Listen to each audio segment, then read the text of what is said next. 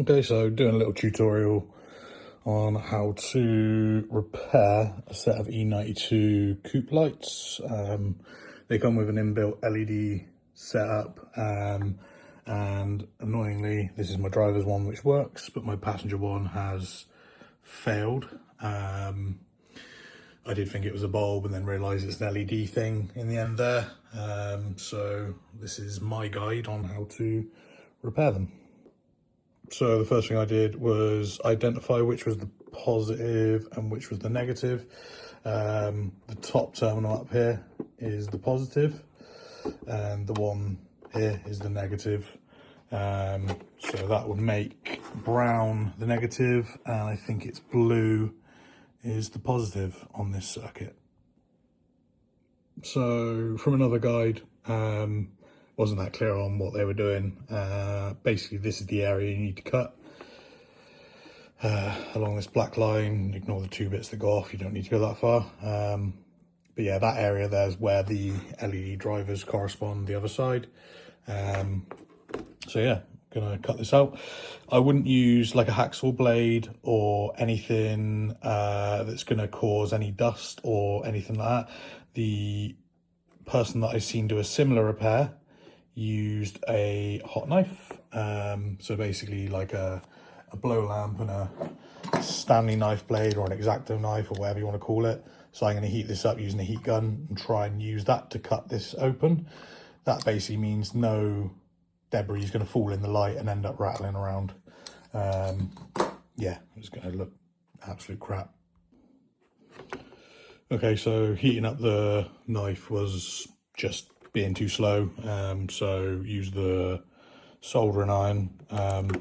Yeah, it looks messy, but don't be tempted to clean off any of this stuff because you're going to need it to sort of plastic weld it all back together. So there is the part that we need. Looks like I cut pretty perfect to get that out. So this is the part that is the issue. So you don't have a lot of excess wire on here as well, so you need to be very careful to not lose any of this. Obviously, as we said before, the blue was the positive and the brown was the ground, or the negative.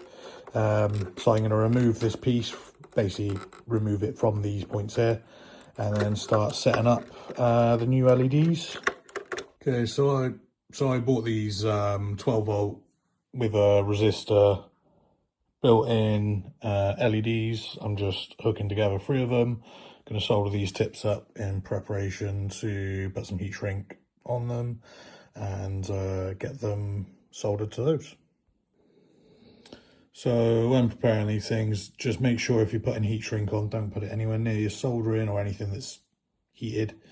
Try and keep it as far away as possible, so that when you've soldered it down, it won't heat up and come apart. Sorry, it won't heat up and grip. So basically meaning you're stuck, not being able to slide it down. Yeah, that should make it a lot simpler.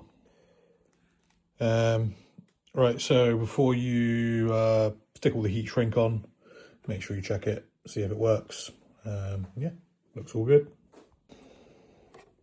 So just go along this edge with the soldering iron and sort of folded any excess back, just to make a bit more room for sort of all the LEDs and stuff to be packed into. I think I said before, these have already got like little resistors built in with them, so obviously I can't bend them too much, but should be plenty of room to get them in there. What I'm going to do is I've chose these 5mm ones, just off of like an observation off of the video the last guy did. They're a tiny bit bigger than these, but they basically, the ends of them butt into that little socket there, so you need to sort of get them butted in there and not soldered in. I'm just going to mount mine with hot glue, which I'm going to do now. So I've located the 3 LEDs where they're meant to be in the little pockets, and then backfilled everything with hot glue.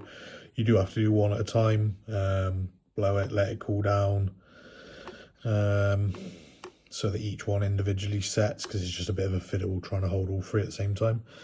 Now once this is set, I'm going to tuck all these wires in and get it capped up. Sweet. So as you can see, everything's tucked in there quite nice.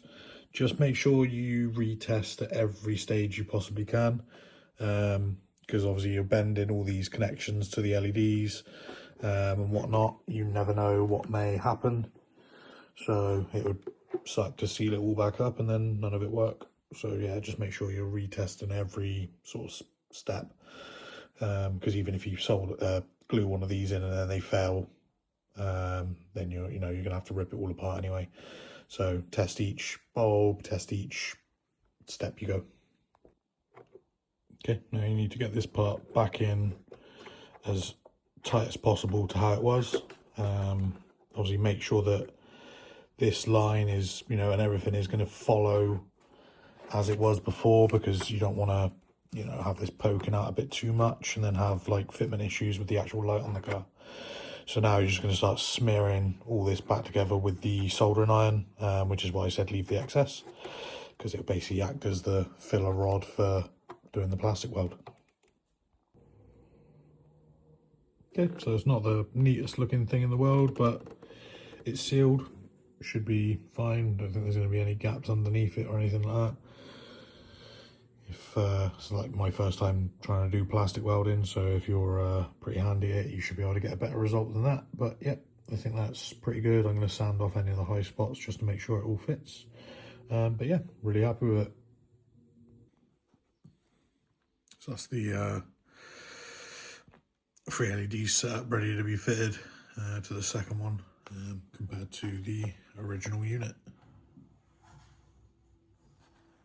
Station. This is one of the moments where I wish I could turn back time and just relive the good old 30 days.